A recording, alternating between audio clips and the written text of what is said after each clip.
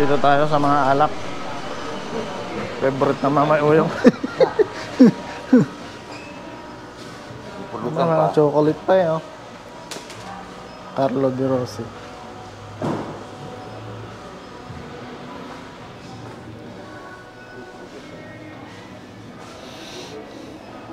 Red wine. This.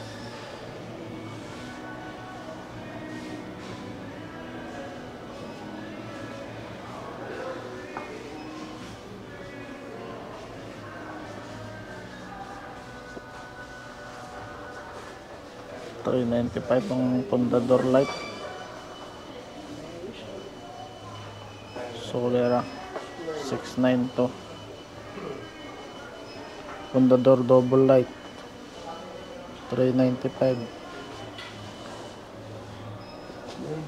Ditangkay $6.58. Eh halos ka parehas lang ano. Presyo tsaka yun eh. Solera no. Puro no.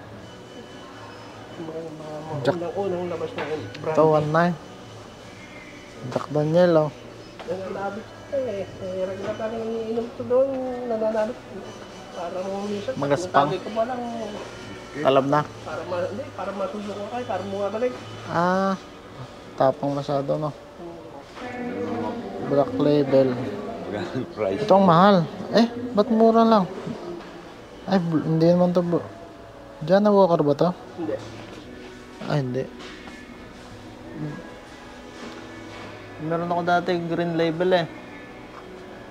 Ano na mahal ng tax. Kaya itong pag bumibili ako mas malaki rito. Halos umaabot ko ng 4,000.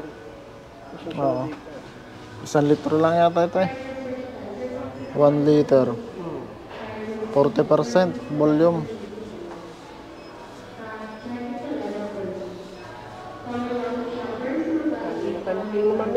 Hindi na, oh. Wala nga na. Isa dalawang boteng beer. Para pa lang. 40% mataas eh, ang volume eh, kaya malakas eh. Eh, itong Alfonso, 25% lang ang volume niya. Halos di ka malasing sa ano. Pag uminom ako nito, lagi pag... Francia, 342. Meron siyang alcohol na 12% by volume. 12% mahina lang. Doña Elena, Maria Clara.